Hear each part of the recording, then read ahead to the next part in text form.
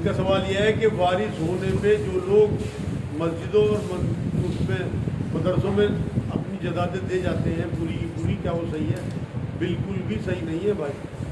1/3 جائیداد کی وصیت کی اجازت ہے پر وہ مسجد ہو، مدرسہ ہو، کچھ ہی ہو، دین کا کوئی کام کیوں نہ ہو، جو حکم اللہ نے طے کر دیے، جو وارث اللہ نے طے کر دیے، اس میں مداخلت کرنا، اپنی چلانا، یہ آپ کو اللہ کے ہاں پکڑوا دے گا۔ آپ کتنے ہی دیندار بنتے رہے، آپ اللہ کا حکم ماننے بنا دیندار نہیں ہو۔ رسول اللہ کے احکامات جو دے گئے ان کے بنا آپ دیندار نہیں ہو۔ پہلا حق یعنی کہ وارثات کا ہوا، پہلا حق وراثت کا، پھر قرض کا جو میت کے ذمہ قرض ہو، اس کے بعد پھر وارث ہو۔ اس رات کو عبادت کرنا کیا صحیح ہے؟ ان کا سوال یہ ہے کہ جیسے آج 15 شعبان ہے، آج رات کو عبادت کرنا صحیح ہے؟ بالکل صحیح ہے بھائی، کوئی حرج نہیں ہے عبادت کرنے میں، لیکن اسے ضروری نہیں بنانا۔ اگر آپ نے اسے ایمان کا حصہ بنا لیا یا یہ سوچ لیا کہ آج میرا پتہ جھڑنے والا ہے، آج میری روح نہ قبض ہو جائے، اس سال میں میرا وہ نہ ہو جائے، اس طرح سے آپ اگر جاگتے ہو اور جو ایک بھیڑ چال چل رہی ہے اس وجہ سے اگر آپ عبادت کرتے ہو تو یہ بدعت بچ جائے گی۔ ویسے تو راتوں میں عبادت کرنا کوئی حرج نہیں ہے۔ روزہ رکھنا، روزہ رکھنے کی بھی یہی بات ہے۔ اگر آپ اس نیت سے روزہ رکھتے ہو کہ نبی اکرم صلی اللہ علیہ وسلم مہینے میں 3 روزے رکھا کرتے تھے، 13، 14، 15، تو اگر آپ ایک دن پہلے ایک دن بعد بھی روزہ رکھتے ہو تو آپ بدعت سے نکل جاؤ گے۔ لیکن اگر آپ بھیڑ چال میں، کیونکہ نبی کی ایک حدیث ہے بہت سخت، یہ فرمایا کہ لوگ سنت تو ہٹ جائیں گے اور پھر ایسے لوگ پیدا ہوں گے، ناخلق لفظ استعمال کیا، ایسے بدخلق لوگ پیدا ہوں گے جس کا حکم ہوگا وہ کرتے نہیں ہوں گے اور اپنی ایجاد کی ہوئی چیزوں کو بہت اہمیت دیتے ہیں۔ اب فرض نمازیں تو پڑھتے نہیں پورے سال، اس رات میں جا کے پھریں گے، روشنی کریں گے اور اگلے دن روزہ رکھیں گے، فرض روزے چھوڑ دیں گے۔ آپ یقین کرو کہ اگر آپ 30 روزے اور پورے سال کی 5 نمازیں پڑھ لو، آپ کو اس رات کی ضرورت نہیں۔ ایک سوال یہ ہے، کیا جسم کے پارٹ دینا اسلام میں منع ہے؟ جسم کے پارٹ دینا؟ اچھا، ان کا سوال یہ ہے کہ جیسے جسم کے پارٹ ڈونیٹ کر دیتے ہیں، بلڈ ہے یا آنکھیں ہیں یا ہاتھ ہیں یا گردہ ہے یا لیور کا ٹرانسپلانٹ ہے، کیا یہ جائز ہے؟ بالکل جائز ہے بھائی، جب لینا جائز ہے تو دینا بھی جائز ہے۔ علماء دین اس میں بہت اختلاف رکھتے ہیں، میں ان کی طرف نہیں جانا چاہتا، لیکن بہت سارے فیصلے آپ کو اپنی لاجک سے، اپنی عقل سے کرنے چاہیے۔ تو آپ اس پہ فتویٰ لاؤ کہ بھائی لینا بھی نہ چاہیے۔ آپ خود سوچو، یہ تو آپ اپنے آپ کو نقد بنوا رہے ہیں لوگوں سے۔ آپ جس ملک میں رہتے ہو، آپ کسی ہاسپٹل میں جاؤ اور آپ کو گردے کی ضرورت ہے، کوئی ہندو بھائی آپ کا آپ کو گردہ ڈونیٹ کرے، اگلا نمبر کسی ہندو کا آ جائے کہ اسے گردے کی ضرورت ہو اور آپ کا بیٹا ڈونیٹ کرنا چاہے تو اور آپ وہاں فتویٰ لگا دو کہ اس کو نہیں ڈونیٹ، تو ناجائز بات ہوگی۔ لینا اور دینا دونوں ناجائز قرار دیتے تو مجھے منظور ہے بات۔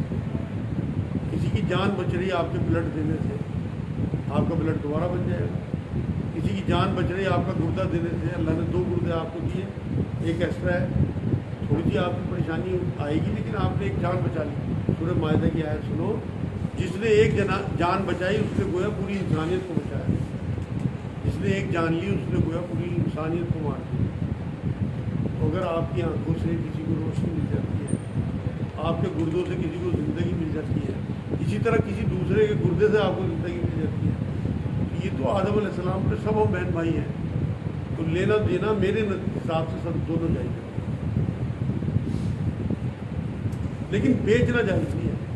ہاں یہ میں وضاحت کر دوں، سیل نہیں آپ کر سکتے، آپ اللہ کی مخلوق کے کام تو آ جاؤ گے، اللہ کے دیے ہوئے آدھا ہے، آپ انہیں سیل نہیں کر سکتے، نہ خون نہ کوئی چیز۔ خالی ایک روزہ رکھتے ہیں مناسب ہے کہ نہیں؟ بھائی تو میں بتا چکا، میرے حساب سے تو بدعت ہے یہ روزہ رکھنا یہ تو نبی نے رکھا ہو اس طرح سے، 15 شعبان کا روزہ رکھتے ہو، وہ تو ہر مہینے 3 روزے رکھتے تھے، آپ رکھو، بالکل آپ کو ضرورت ہی نہیں پڑے گی سوال پوچھنے کی۔ سوال یہ ہے کہ کعبے کے سامنے نماز پڑھ رہے ہوں تو نظر کعبے پر رکھیں یا سجدے کی جگہ پر؟ مطلب حرم میں نماز پڑھ رہے ہوں، ان کا سوال یہ ہے بھائی کہ اگر حرم شریف میں نماز پڑھ رہے ہوں तो नज़र काबे पे रखें, या जैसे हुक्म है कि नज़र जो है वो सजदे की जगह पे रखनी चाहिए। क्या ज़्यादा फजीलत की बात है भाई। एक हदीस पाक में नबी ने फरमाया कि 3 चीज़ों को देखना मोहब्बत की नज़र से भी सवाब, एक कुरान पाक, एक अपने माँ बाप और एक काबा शरीफ। तो काबा तो देखना बड़ा फजीलत की बात है। तो ये सादत कहाँ मिल जाएगी आपको पूरी दुनिया में कि आप काबे के सामने नमाज़ पढ़ो, काबे पे नज़र रखो नमाज में भी।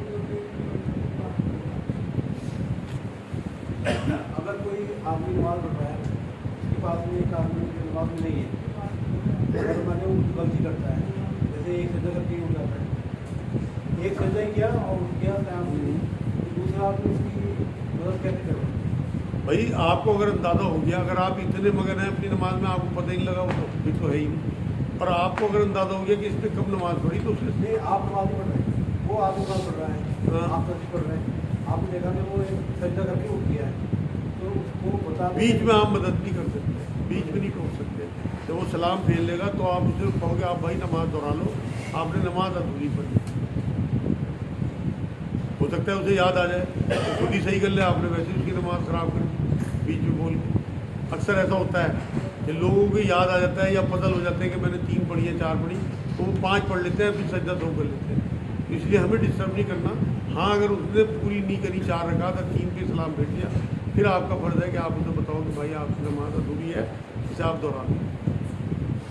इसी सिलसिले का एक सवाल है कि नमाज में जब सजदे में जाते हैं तो अक्सर टोपी नीचे रह जाती है, तो बराबर वाला आदमी सिर पर रख के उठा, क्या ये सही है? इनका सवाल यह है कि नमाज में टोपी दूसरे के सर पे रखना क्या सही है? बिल्कुल भी सही नहीं है भाई, वो गुनाहगार होगा। कि जो आपका ताल्लुक उस टाइम तार आपका अल्लाह से जुड़ा हुआ है, उसने वो तोड़ दिया बीच में। इस तरह से सामने से गुजरने का बड़ा गुनाह है ना, इसी वजह से है। ये टोपी रखना तो और आपको हिलाने वाली बात है कि वो आपको जो है वो डिस्टर्ब कर रहा है। क्या नाबीना व्हाट्सएप पे एक मैसेज वायरल हो रहा है, जो 15 शाबान का रोज़ा रखेगा उसके 2 साल में गुनाह माफ होगा। ऐसा अच्छा भाई, ये तो इस तरह के मैसेज तो चलते रहते हैं। आपको मैंने वजाहत से बता दिया कि आप रोज़ा रखो, लेकिन आप साथ में 1-2 रोज़े और रख लो, इससे सुन्नत अदा हो जाए कि हुजूर महीने में 3 रोज़े रखा करते हैं। तो आप और रोज़े रख लो साथ में। कल का शनिचर का रोज़ा है, इतवार और पीर भी रख लो। तो उसमें यह है, पीर का रोज़ा भी रखते थे नबी अकरम सल्लल्लाहु अलैहि वसल्म। 3 रोज़े आपके हो जाएंगे तो सुन्नत अदा हो जाएगी। तो लेकिन क्या नाबीना इमाम साहब के पीछे नमाज पढ़ सकते हैं? इनका सवाल है कि अगर किसी इमाम की आंखें ना हो, देख ना सकते हो, क्या उनके पीछे नमाज़ पढ़ सकते हैं? बिल्कुल भाई, अगर वो अपनी तहारत का ख्याल रखते हैं, हल जितने भी उनकी हिम्मत है उस हिसाब से, तो बिल्कुल इमाम जो है वो नमाज़ पढ़ा सकते हैं नाबीना। माँ बाप के मरने के बाद बहनों को जो नाम महफूज होता है वो भाइयों के जिम्मे है। इनका सवाल यह है, अगर माँ बाप मर जाएँ तो बहनों का जो नान नफ़का है वो क्या भाइयों के ज़िम्मे है? बिल्कुल भाइयों के ज़िम्मे है भाई, क्योंकि माँ बाप का माल भाइयों के हाथ में होता है और बहनें कमज़ोर होती हैं। नान नफ़्के में 3 ही चीज़ें आती हैं, खाना, पहनना और रहना। तो वो आप अपने मेयार जैसा अपनी बहनों को इंशाअल्लाह ताला अपने बाप बन के उन्हें बेटी बना के आप करो। तो नबी की हदीस पाक में आपको बता दूँ, नबी ने फरमाया जिसने 2 बेटी है, पूरी वजाहत के साथ हदीस है, 3 बेटी है, 4 बेटी है, या 2 बहनें या 3 बहनें या 1 बहन, उनकी परवरिश कर दी, किफ़ालत कर दी, उनकी शादी कर दी, तो वो मेरे साथ जन्नत में ऐसे हो। तो आपके माँ बाप चले गए, अल्लाह ने आपको चांस दिया, शॉर्टकट दिया जन्नत में, और नबी के साथ होने का वहाँ आपको नबी का अगर साथ मिल गया तो आप यकीन करें आपकी पूरी ज़िंदगी सफल होगी। सवाल यह है, माँ बाप के मरने के बाद अगर बड़े भाई बहन अपने छोटों पर जुल्म करें तो क्या छोटों को आवाज़ उठानी चाहिए या सहन करें? उनका सवाल यह है कि जैसे माँ बाप की ज़िंदगी में माँ बाप कुछ कह देते हैं, उन्हें सहन करते हैं बच्चे, क्या बड़े बहन भाइयों की बात अगर वो जुल्म करें क्या बर्दाश्त करी जाए या आवाज़ उठाई जाए? ना भाई, माँ बाप वाली बात किसी की नहीं हो सकती। कुरान में माँ बाप का तो जिक्र है बार बार, उनकी अहमियत का। नबी अकरम सल्लल्लाहु अलैहि वसल्लम ने भी बात फरमाई, अगर तेरे माँ बाप तेरे पे जुल्म भी करें तब भी उठना कर, वो अपना भुगतेंगे अगर वो जुल्म करेंगे। लेकिन बहन भाइयों के लिए कहीं कोई कुरान की आयत नहीं है, ये तो कुरान की नस से साबित है। तो जब वो बुढ़ापे को पहुँचे उनके सामने उफ भी ना कहना, ظاہر یہی ہے کہ وہ چڑچڑے ہو جائیں گے, ان کی سمجھ میں بات نہیں آئے گی, وہ بار بار تیرے سوال کریں گے, تو چڑچڑانا مت ان سے, ان کے سامنے وہ بھی نہ کہنا کندھے جھکا کے رکھنا. یہ تو قرآن کی نص سے ملتی ہے بات, لیکن بہن بھائیوں کے لیے نہیں ملتی. تو اگر آپ کا کوئی بھائی یا آپ کی بڑی بہن چھوٹے بہن بھائیوں کو ظلم کرے تو آپ کو آواز اٹھانا چاہیے, نہیں ظلم سہنا چاہیے. بالکل.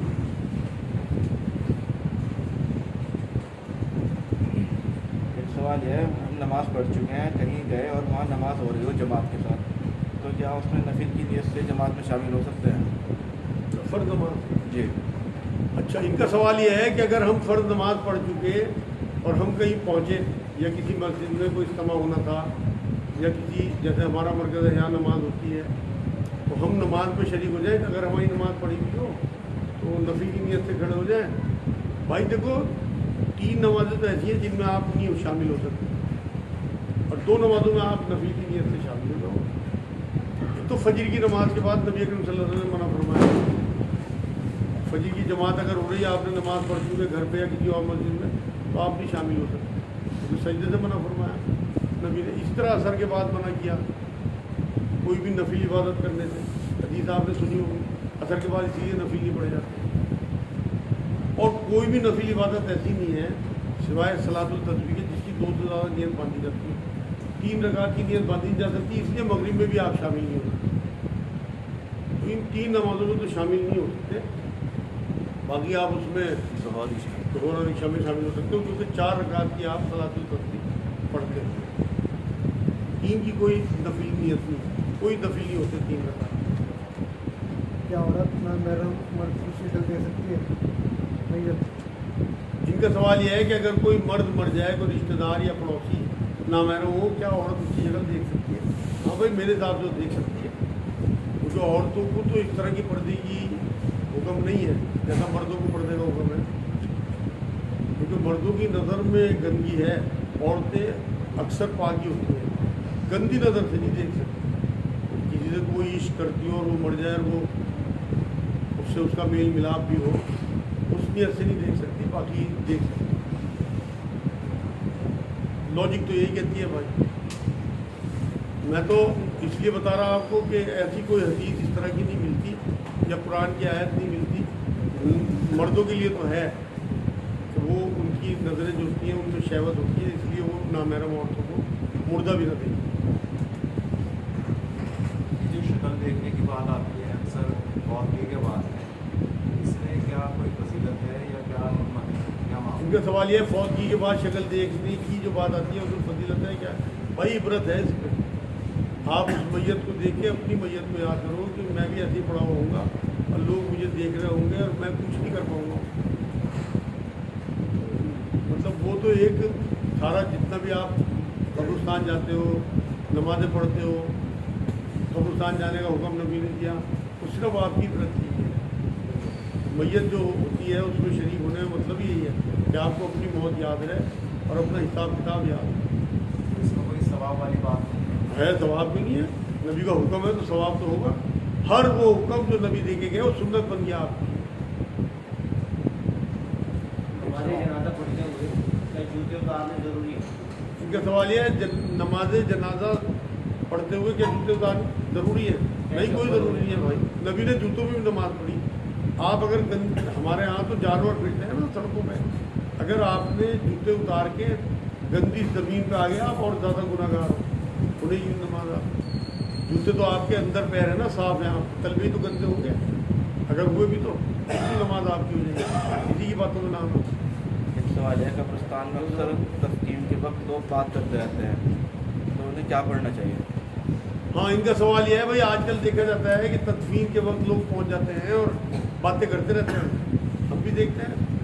انہیں کیا کرنا چاہیے, کیا پڑھنا چاہیے؟ زیادہ سے زیادہ درود شریف پڑھیں اور جو بھی دعائیں یاد ہو, قرآن یاد ہو, وہ پڑھتے رہیں اور اس میت کے لیے دعا کرتے رہیں کہ اللہ کی مغفرت کرے. وہاں جتنے بھی لوگ دفن ہیں ان کے لیے یہ حق ہے آپ کا وہاں جانے کا. لیکن ہم تو آج کل کیونکہ معاشرے کی وجہ سے جاتے ہیں, اللہ کی وجہ سے نہیں جاتے. جتنا امیر ہوگا, ہمارا جاننے والا ہوگا, ہمارا قریبی رشتے دار ہوگا, اتنا ہی میت پڑ جائے گی. تو وہاں مقصد اللہ ہے ہی نہیں. پھر وہاں جب اللہ مقصد نہیں ہے, دنیا مقصد ہے, تو دنیا کی باتیں کریں گے وہاں کھڑے. میرے حساب سے تو زیادہ زیادہ ربنا آتینا فی الدنیا حسنۃ وفی الآخرۃ حسنۃ وقنا عذاب النار پڑھتے رہے اللہ سے دعا کریں اللہ اس کی دنیا جیسی بھی کٹی کی آخرت بنا، ہماری دنیا اور آخرت دونوں بنا۔ یہ بہترین دعا اللہ نے قرآن میں دی ہے، اسے تو آپ گرا باندھ لیں۔ میرے بڑے استاد ہیں مکہ شریف میں میرے، انہوں نے مجھے یہ دعا دی تھی۔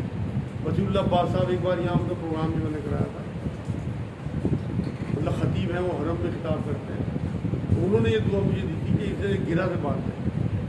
تو میں تو الحمدللہ بہت لوگوں کو دیتا ہوں، یہاں میں نے اپنے پیٹ میں بھی پڑھی تھی۔ جیسے نماز ہوتی ہوئی ہوتی ہے اور اس کا مائک خراب ہو جاتا ہے، جو اوپر لوگ ہوتے ہیں ان کے پاس تک آواز نہیں پہنچ پاتی، اس کے لیے کیا کرنا چاہیے؟ ان کا سوال یہ ہے کہ اور لوگوں تک تلاوت کی آواز نہ پہنچے، مائک خراب ہو جائے تو کیا کریں؟ خاموشی سے کھڑے رہیں بس۔ امام صاحب کی نماز ہی آپ کی نماز ہے، آپ کی نماز ہو گئی۔ یہ تو اب آگے لاؤڈ اسپیکر، پہلے بھیڑ زیادہ ہوتی تھی اور کوئی لاؤڈ اسپیکر نہیں تھا، جہاں تک آواز پہنچی تھی تکبیر لوگ پڑھ دیا کرتے تھے، تکبیر اب بھی کوئی شروع کر دے کہ رکوع سجدے کا پتہ لگ جائے۔ باقی تو اپنا تلاوت نہیں آ رہی، کوئی بات نہیں، آپ اللہ سے لو لگائے رکھو۔ اسی لیے تو تلاوت کا حکم ہے کہ آپ خود تلاوت کرو اس ٹائم۔ اگر خاموش نمازیں ہیں یا آپ تک امام صاحب کی آواز نہیں آ رہی تو آپ کو اپنی تلاوت کرنی چاہیے۔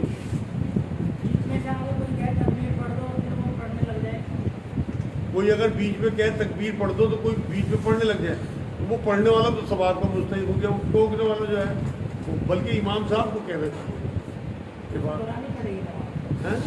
نہیں کوئی دورانی نہیں پڑے گی آپ، اتنا زیادہ دین میں وہ نہیں ہے، مشکل ہے یہ تو یہاں بہت زیادہ، یہاں یہی کرتے ہیں دورا دو جی، بات بات پہ نماز دورا دو۔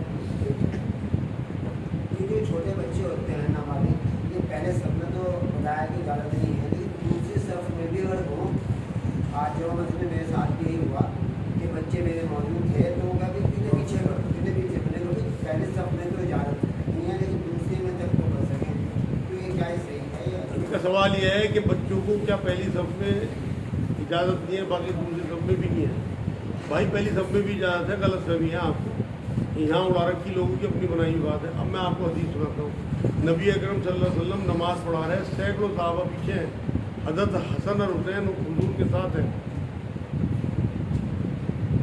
اور ایک بار حضرت امامہ ساتھ ہے حضور کی نماز سے، اور حضور جیسے بھی سجدے میں گئے وہ پیٹھ پہ چڑھ گئے، وہ پہلی صف میں نہیں ہے، پہلی صف سے بھی آگے ہے، وہ امام صاحب کے ساتھ ہیں، اور نبی نے سجدہ لمبا کر دیا، انہیں اتارا نہیں، نہ چھڑکا کہ تم نے میری اور میرے صحابہ کی نماز خراب کر دی۔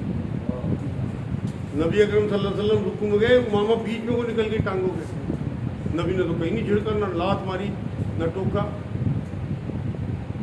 اصل میں ہمارے ہاں دین کو بہت سخت کر دیا، دین تو وہ ہے پانی کی طرح ہے، جیسے حالات موڑے ویسے موڑتے چلے جاؤ، تو دین حنیفی کہا اس لیے کہ نبی اکرم صلی اللہ علیہ وسلم میں دین حنیفی لے کے آیا ہوں، آسان دین، یہ مشکل ہم نے کر دیا اور اس کی پکڑ ہوگی ان باتوں کی۔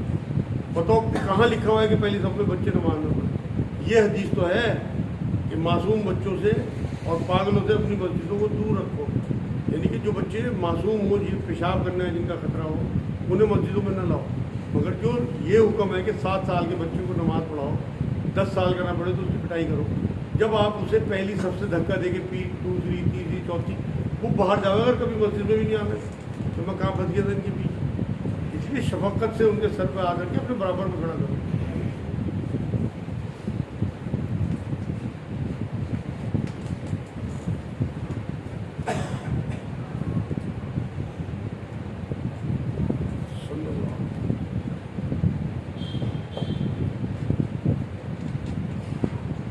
جیسے آپ نے بھی کہا کہ پانی کی طرح ہے، اس کی کوئی ایک مثال ہے؟ پانی کی طرح، جس طرح پانی مڑتا جاتا ہے جہاں جہاں اسے جگہ ملتی جاتی ہے، تو یہ دین حنیفی میں نے بتایا نبی کی حدیث ہے، آسان دین وہ ہے جو حالات کے ساتھ مڑتا چلا جائے۔ اب آپ دیکھو نا، آپ کو نماز کا حکم ہے تو کسی قیمت پہ نہیں چھوڑنی، آپ کے مقررہ وقتوں پہ پڑ جائے، سورہ نساء کی آیت ہے۔ اب نبی نے فرمایا اگر تمہاری حالت کھڑے ہونے کی ہو تو کھڑے ہو، نہیں کھڑے ہونے کی اللہ کو پتہ ہے، لا یکلف اللہ نفسا الا وسعہا، بیٹھ کے پڑھو، بیٹھ کے نہیں پڑھ سکتے لیٹ کے پڑھو، ایسی بھی حالت نہیں ہے اشارے سے پڑھو، وضو نہیں کر سکتے تیمم کرو، مسجد نہیں جا سکتے گھر پہ پڑھو، کھیت پہ پڑھو، سڑک پہ پڑھو، پوری زمین مسجد بتا دیا امت کے لیے، کتنی تو آسانی ہے۔ آپ کسی معاملے میں میرے سے پوچھ لو نبی کا طریقہ کتنا آسان تھا، खुद हज़रत आयशा रज़ी अल्लाह ताला अन्हा फरमाती है कि नबी को मुश्किल और आसान में जब चुनना होता आसान चुन, ताकि आप लोगों के काम आए। नबी को कोई फ़र्क नहीं पड़ता था मुश्किलें चुनने में, लेकिन आसान चुनते थे कि आपकी ज़िंदगी आसान हो। इनका सवाल यह है बैठ के नमाज़ पढ़ने पे क्या आधा सवाब मिलेगा? बिल्कुल भाई, अगर कोई मजबूरी ना हो तो नबी की हदीस पा गए। हालांकि नबी ने खुद बैठ के नमाज़ पढ़ी। एक बार तो एक साहबी ने जिसारत करके पूछ लिया, हुजूर आप बैठ के नमाज़ पढ़ रहे हैं, आप तो फरमा रहे थे कि आधा सवाब हो जाता है। कि हाँ सवाब आधा ही होता है, लेकिन मेरा मालिक मुझे पूरा ही सवाब देता है। एक सुन्नत पेश करनी थी ना, ईशा में 2 नफिल पढ़े एक बार बैठ के ना, तो एक साहबी ने पूछ लिया, लेकिन एक सुन्नत दे गए कि बैठ के भी पढ़ी जाती। जैसे ट्रेन में होता है बंदा या बस में होता है और उसमें बैठ के वो नमाज़ पढ़ सकता है, मौका नहीं है बाहर जाने का या मौका, तो उसमें वो रुक किस तरह दे सकता है? इनका सवाल यह है कि जब ट्रेन में या कहीं पे भी कार में उसमें रुक कैसे, कोई रुक नहीं करना। कुरान में तो अल्लाह ने ये कहा एक जगह, सूरह बकरा की आयत है कि सारी जितनी भी सिमत हैं वो अल्लाह की है। और नबी अकरम सल्लल्लाहु अलैहि वसल्लम के बारे में कहा कि ये सफ़र में भी हो तो ये सवारी पर नमाज़ पढ़ देते हैं। अगर कोई खौफ हो, अगर दुश्मन का खौफ हो, ट्रेन छूटने का खौफ है, आप किसी मीटिंग में कोई जॉब लगने वाली है उसमें पहुंचने का खौफ है, आप कार में ट्रेन में जगह नहीं है पढ़ने की, आप पढ़ दो बैठ के, अब पूरा सवाब मिलेगा। यहाँ बैठ के पढ़ने में भी सवाब कम नहीं होगा। आप वहाँ खड़े होकर पढ़ ही नहीं सकते। बहुत से कहते हैं कि फ़र्ज़ नमाज या खड़े होके पढ़ो, और वितर वगैरह तो आप पढ़ सकते हो बैठ के, बहुत से भी है। इनका सवाल ये, बहुत से ही कहते हैं, हम बहुत सौ को नहीं जानते भाई। हम कुरान को जानते हैं, नबी अकरम सल्लल्लाहु अलैहि वसल्लम को। नबी की हदीस दिखाओ कि फ़र्ज़ नमाज खड़े होकर पढ़ो। नबी ने आखिरी 14 दिन जो हैं उसमें बहुत सारी नमाज़ें बैठ के पढ़ी, खड़ा ही नहीं हो जाता था। इस तरह खड़े होते, 1-2 बार खड़े होने की कोशिश की तो गिर गए, बेहोश हो गए। नहीं, सफ़र के अंदर।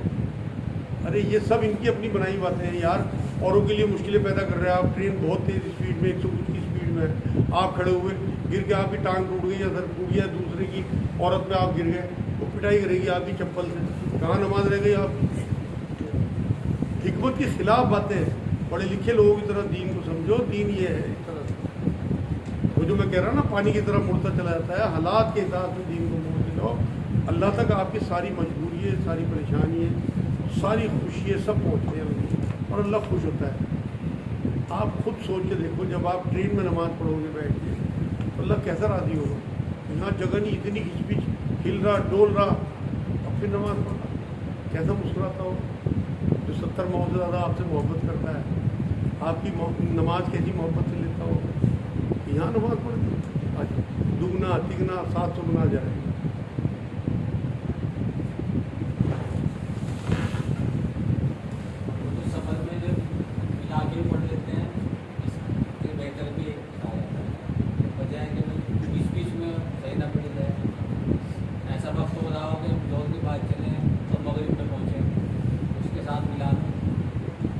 सवाल ये है कि सफ़र में मिला के जो नमाज़ें पढ़ते हैं तो वो भी मिला के पढ़ सकते हैं, सफ़र में बिल्कुल पढ़ सकते हैं भाई, और पढ़नी भी चाहिए, क्योंकि नबी ने जिन चीज़ों में रुख्सत दे दी ना, उन रुख्सतों का फ़ायदा उठाना, उन पर अमल करना फजीलत की बात है।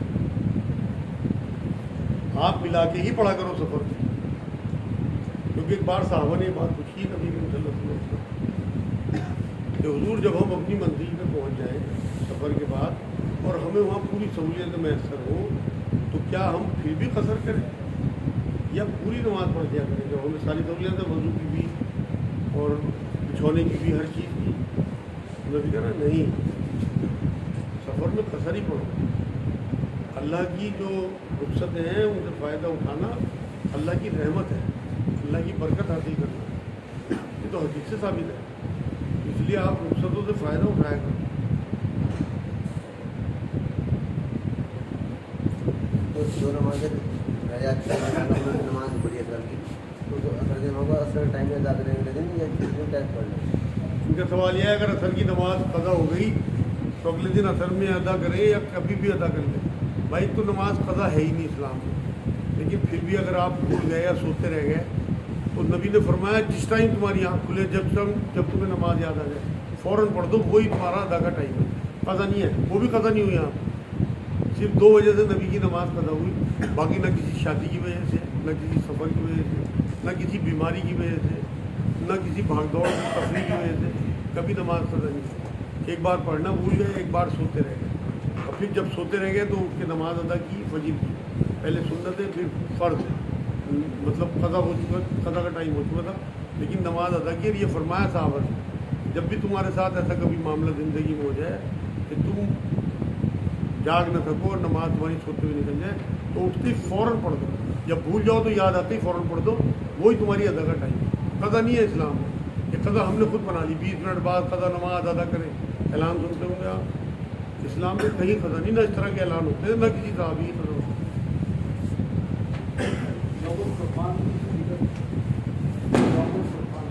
یوم الفرقان کی فضیلت اچھا ہے یا رمضان کی 17 تاریخ کو جیسے بدر کی لڑائی ہوئی تھی نا, ہاں, اس کی یاد میں یوم الفرقان اس کی یاد میں آپ بدر کے لوگوں کے لیے جتنی دعائیں کر سکوں, ان کی مطلب مغفرت کی, ان کے درجے بلند ہونے کی, وہ ہے اصل فضیلت. منانے کا تو کوئی یا تو نبی بنا کے جاتے ہیں یا صحابہ بنا کے جاتے ہیں, نہ کبھی نہیں منایا, بلکہ ان کی قبروں پہ جاتے تھے نبی اکرم صلی اللہ علیہ وسلم. کیا سوال تھا مجھے سمجھ میں نہیں آئی. ان کا سوال یہ ہے یوم فرقان منانا, کیا ہوتا ہے؟ جنگ بدر جس دن ہوئی تھی, رمضان شریف میں جنگ بدر ہوئی تھی, اس کی یاد میں دن منانا. تو اگر نبی بنا کے جاتے نا تو پھر ہم, نبی تو جایا کرتے تھے وہاں پہ شہیدوں کی قبر پہ, تو وہ آپ وہ دعا کرو اللہ سے کہ اللہ ہمیں ان کی قبروں کو پہنچا. فرقان کے معنی فرقان کہتے ہیں حق اور باطل کو کھولنے والی چیز. شاید وہ یوم الفتح ہے. یوم الفتح جو جس دن فتح ہوئی تھی ان کے یوم الفرقان. جو لوگ آج کے دن اسلام میں جاتے ہیں رسم بنا رہی ہے, جبکہ 20 سال میں رسول اللہ پوری زندگی میں ایک مطلب. ان کا سوال یہ ہے جو لوگ آج قبرستان جاتے ہیں 15 شعبان کو, جبکہ نبی اکرم صلی اللہ علیہ وسلم سے بات ثابت کی ہے, تو کیا اگر وہ اسے دین کا حصہ سمجھ رہے ہیں تو پھر تو یہ بدعت ہے. اور ویسے قبرستان جائیں اپنی عبرت کے لیے اور وہاں جا کے اپنے لوگوں کے لیے دعائیں کریں مغفرت کی, ان کی کوئی حرج نہیں ہے. مگر اسے یہ نہ سمجھے کہ اگر ہم سو گئے اور ہماری یہ رات نکل گئی تو ہمارا تو کام ہی خراب ہو گیا, پتہ نہ جھڑ جائے. اصل چکر پتہ جھڑنے کا ہے اس رات میں, جو لوگوں میں دہشت ہے نا وہ پتہ جھڑنے کی ہے. یہ بات صحیح ہے. اگر ہوتی صحیح تو میں ایک طرح سے کہتا آپ لوگوں سے, منع کرتا آپ کو, کوئی نہیں ہے. سورہ دخان کی آیتیں ہیں قرآن میں شروع میں, اس سے لوگوں نے نکالی ہیں. اس میں کہا کہ اس رات فرشتے اترتے ہیں اللہ کے امر لے کے, حکم لے کے, پورے سال کے جو اللہ کے احکامات ہوتے ہیں. لیکن وہ ذکر سورہ دخان میں جو ہے وہ لیلۃ القدر کے لیے ہے, جو 27ویں شب آپ لوگ مناتے ہو. حالانکہ وہ تاک راتوں میں تلاش کرنے کا حکم ہے نبی اکرم صلی اللہ علیہ وسلم کا, آخری عشرے میں رمضان کے اس رات کا ذکر ہے. اس میں کہا کہ فرشتے جو ہیں, جبرائیل علیہ السلام فرشتوں کے شروع میں جو ہے پورے سال کے لے کے, آپ پوری صورت پڑھتے ہو انزلناہ فی لیلۃ القدر, اس میں آپ پڑھو ترجمہ اس کو, اس میں ہے کہ وہ پورے کے پورے احکامات لے کے کرتے ہیں. اس کا ذکر سورہ دخان میں بھی ہے. قرآن میں بہت سی چیزوں کو بار بار دہرایا, وہ لوگوں نے الگ سے بنا لیا معاملہ. جیسے اس کے لیے تو بڑے بڑے پوسٹر بھی پرنٹ ہو کے لگ رہے ہیں, اس بار پوری قوم جو ہر سال ہے لگتے ہیں. قاضی اچھا شہر قاضی بھی نہیں لگتا ہے, ان کی طرف بھی لگتا ہے, بلکہ ایک بہت بڑا پوسٹر لگتا ہے 23 طریقے سے. اور اس بار تو مدرسہ والوں میں چھپائی لگا رکھے ہیں. کیا یہ بولتے ہیں کہ رات کے شب برات مناؤ, صحیح حدیث ہے. اصل میں بات یہ ہے نا, میں وہی تو کہہ رہا کہ ہم ان چیزوں پہ زور نہیں دیتے. اب بتاؤ کس نے پوسٹر نکلوایا کسی علماء دین یا مدرسے کی طرف سے کہ 5 نمازیں کسی قیمت پہ نہیں چھوڑنی, کوئی قضا نہیں اسلام میں, کچھ بتاؤ کہاں ہے. 30 روزے رکھنا فرض ہے آپ کے اوپر. عورتیں ہماری ماں بہنیں جن کے حیض کے روزے چھوٹتے ہیں وہ کسی قیمت پہ روزہ نہ چھوڑیں, بعد میں رکھیں, پورے سال میں کبھی بھی رکھ لیں. بتاؤ کون سا پوسٹر ہے اس کے پوسٹر چل رہے ہیں جو نفلی بات ہے. تو اسے فرض بتاؤں اگر یہ فرض ہے. پورا کیمپین ہے تو اس میں کہیں سے رد کرنے کی بات ہی نہیں بتا رہا. میں بتا نہیں رہا کیا نہیں آئے, ایسا نہیں ہے. نیٹ پہ بہت سارے علماء ایسے ہیں جو آپ کو یہ حق باتیں بتائیں گے. مولانا طارق مسعود صاحب نے بتائی, مولانا طارق جگیل کی پوری تفصیل ہے اس میں, اور 2-3 लोगों की मैंने पढ़ी है नहीं तो वो 15 देखो- शाबान की फजीलत के ताल्लुक से। वो सब नबी नहीं है, वो एक मौलवी हैं और वो उनकी अपने इल्म के हद तक उनकी मामला है, लेकिन हम उनकी रद्द इसलिए नहीं कर सकते कि भाई ज़ईफ़ हदीसें हैं जिन पे वो बात ये कर रहे हैं। लेकिन मैं ये कहता हूँ कि इन चीज़ों को भी प्रमोट करो, लेकिन मेरा कहना यह है कि पहले फ़र्ज़ों पे लोगों को काम दन करो पक्का। ये नहीं कि सारे साल 2 नमाज़ें छोड़ लें और आपने उन्हें ये बता दिया तेरे 40 साल की गुनाह, तेरे 2 साल की गुनाह, तेरे 20 साल की गुनाह। ये तो बेकार की बात है, इस तरह से उन्हें बता देना, वो तो बेबहरा हो जाएंगे फ़र्ज़ों से। और ये मजाक उड़ाने वाली बात है अल्लाह की कि तू जो कह रहा हो तो हम करेंगे नहीं, जो हमारे उलमा कह रहे हैं, जो हमारा दिल कह रहा है वो हम करेंगे। देखो कैसी पकड़ आ गई इस बात। फिर और सो जाएंगे इस तरह, काफिल हो जाएंगे इस तरह। बिल्कुल हो जाएंगे, खतरा यही है इस मामले में। इसीलिए मैं कह रहा कि जो आपका मामूल हो उस पर रहो, 5 नमाज़ें दुरुस्त करो, जाके जिस तरह से आपके कुरान का मामूल हो करो। रमज़ान के बारे में भी इंशाअल्लाह अगले हफ्ते में बताऊंगा, रोज़ों के बारे में, कुरान कहाँ सुनो, किस तरह पढ़ो, फिर याद दिला देना, कोई सवाल कर लेना इंशाअल्लाह उसकी तफसील बता दें। क्या जैसे ये है कि 10 ये पहली रकात में लम्बू के साथ 3 मरतबा कुल अल्लाह, 4 मरतबा कुल या अय्युहल इस तरह पढ़नी है, तो इस तरह कोई है कहीं मामला? इनका सवाल यह है कि जैसे है कि नफलों में पहली रकात में अलहम्दु के बाद 3 बार कुल अल्लाह, फिर 4 दफ़ा, फिर 5 दफ़ा। भाई ये सब बुजुर्गों की बताई बातें हैं, नबी की बताई हुई बातें नहीं है। नबी की बात बताई हुई ये है कि आप 5 नमाज़ों में 34 बार अल्लाहू अकबर, 33 बार सुभान अल्लाह, 33 बार अल्हम्दुलिल्लाह पढ़ दो। आप यकीन करो उससे कहीं ज़्यादा फजीलत मिलेगी। नबी का हुक्म अदना से अदना भी बड़े से बड़े बुजुर्ग के हज़ारों हुक्मों से बहुत देते। जैसे नमाज होती है और हम लोग जो है मतलब एक रकात पूरी कर चुके होते हैं और दूसरी रकात में माइक ख़राब हो जाए, आवाज़ ना आए, तो क्या हमारी नमाज होगी या मतलब हम लोगों को क्या करना चाहिए? क्योंकि अब भीड़ शुरू हो गई ना, रुकू सजदे से महरूम रह गए और आवाज़ ही नहीं गई मंजिल तक, ये कहना चाहता है। वो तो तकबीर का इंतज़ाम नहीं होगा तो आपको तो देखो आपकी नमाज हो गई, क्योंकि आपकी नमाज इमाम के साथ है। रुकू सजदे या तकबीर से कोई मतलब नहीं है आपकी नमाज का। जमात की नमाज की अहमियत ही थी। ये कहना चाह रहा है कि जब नीचे नमाज पूरी हो गई, ऊपर खड़े रह गए, सलाम के लिए हमें नहीं आवाज़ हमने नहीं मेरा खड़े रह गए, बाद में पढ़ लिया, 5 मिनट बाद पढ़ लिया, आपकी नमाज इमाम के साथ हो गई। इमाम जब नियत करता है वो मैं मुक्तदी होकर करता है, तो आपकी नमाज हो गई अलग। जहाँ आपका इख्तियार नहीं है वहाँ आपकी पकड़ नहीं है। देखो आज ये मेरा जुमला याद रखना सब लोग कि हमारी पकड़ हमारे इख्तियार पे है। जहाँ जहाँ हमारा इख्तियार है वहाँ वहाँ हमारी पकड़ है। माइक ख़राब होने पे अगर किसी बिना दाढ़ी वाले ने तकबीर पढ़नी शुरू कर दी तो लोग ये कहने लगते हैं कि तेरी नमाज में तो दोहरा ले, क्या ये सही है? नहीं, बिल्कुल भी सही नहीं है भाई। दाढ़ी से कोई मतलब नहीं है तकबीर का या इमामत का या किसी चीज़ का। बिल्कुल मैं बता रहा, दाढ़ी सुन्नत है, रखनी चाहिए। हुजूर ने फरमाया 10 चीज़ें इंसान की खसलत में है, उसमें खतने कराना भी है, दाढ़ी रखना भी है। खतों पे बहुत ज़्यादा जोर है, दाढ़ियों पे है नहीं। रखनी चाहिए, नबी की सुन्नत है। लेकिन अगर इससे कोई मतलब नहीं है कि कोई अगर तकबीर पढ़ देगा तो बिना दाढ़ी वाला हुआ तो इसलिए नमाज नहीं होगी। बेकार की बातें यार, लॉजिक के खिलाफ बातें हैं। ये बात इससे जरूरी है कि अगर कोई बीच नमाज से तकबीर पढ़ता है सर कोई, तो उसकी नमाज खराब हो ये जाती तो नबी की कोई वो दिखाओ ना यार। देखो मैं ये कहता हूँ यहाँ पे आप लोगों से, ये तो नबी की कोई हदीस दिखाओ या कुरान की कोई आयत दिखाओ। ये नहीं कि फला मुफ्ती साहब कह रहे हैं, बहुत सारे यूँ कह रहे हैं, हमारे मोहल्ले में यूँ कह रहे हैं, फला पीर जी यूँ कह रहे हैं। कितना ही बड़ा पीर हो, नबी पीरों के पीर हैं, जो नबी कह गए वो। आप क्या पूछ रहे थे भाई? सर ये क्या पूछा था मैं कि जैसे कि होली के रोज रंग गिर जाए तो कहते हैं कि इसके जहाँ जहाँ रंग गिरा है कि उसके वहाँ से कटेगा और वो कपड़े खराब हो जाएंगे, ये भाई मेरे सब डराने वाली बातें हैं, दीन को मुश्किल करने वाली बातें हैं। मैंने एक जुमला आप लोगों को मैंने वो दे दिया कुल्लिया कि जहाँ आपका इख्तियार नहीं है वहाँ आपकी पकड़ नहीं है। आप कहीं से गुजर रहे हैं, किसी बच्चे ने ऊपर से रंग फेंक दिया। हम जिस मुल्क में रह रहे हैं, हमारे भाई भी यहाँ रहते हैं, उनका होली का त्यौहार है। अगर अब मैं कल आ रहा था, लोग होली खेल रहे थे, आप यकीन करो मुझे खतरा हुआ सराफे में कि मेरे ऊपर रंग डाल दें। इस वजह से नहीं कि मेरा जिस्म जल जाएगा या मेरे कपड़े वो नए थे, मुझे लगा कि अगर रंग ना छूटा तो मेरा तो ये कुछ जोड़ा गया, तो मैं फिर दूसरी तरफ को निकल गया।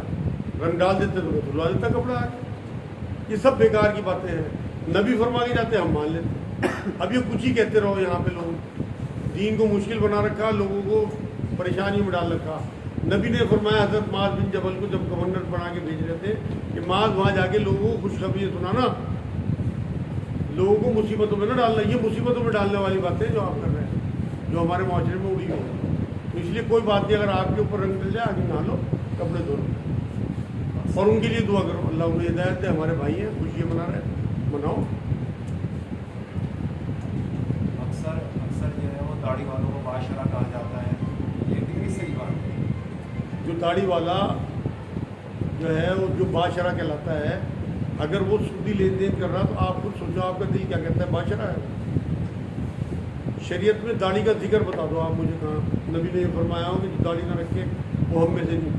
ये फरमाया कुरान में, बकरा सूरह बकरा आयत नंबर 279, ये जो सूद का काम ना छोड़े वो अल्लाह रसूल से जंग के लिए तैयार हो गए। अब दाढ़ी रखे जो नमाजें कदा कर रहे हैं अपनी, सुबह पढ़े सोते हैं, बादशाह हैं या आप बताओ ये गुनाहगार हैं? और जो दाढ़ी बूढ़ा 5 नमाजें पढ़ रहा वो बादशाह है मेरे नजर। दाढ़ी रखनी चाहिए, मैं दाढ़ी के खिलाफ नहीं हूँ, मेरे खुद है और मैं इसे मज़ेदार चीज़ समझता हूँ, मेरे नबी की बड़ी सुन्नतों में है। लेकिन सिर्फ इसे सब कुछ बना लेना, बाकी और फ़र्ज चीज़ों को, भाई अगर आप दाढ़ी को सुन्नत कह रहे हैं, नबी की बड़ी सुन्नत है, तो ज़कात भी तो नबी की सुन्नत है। नबी की सुन्नत तरीके से ज़कात दो, जितना कमाओ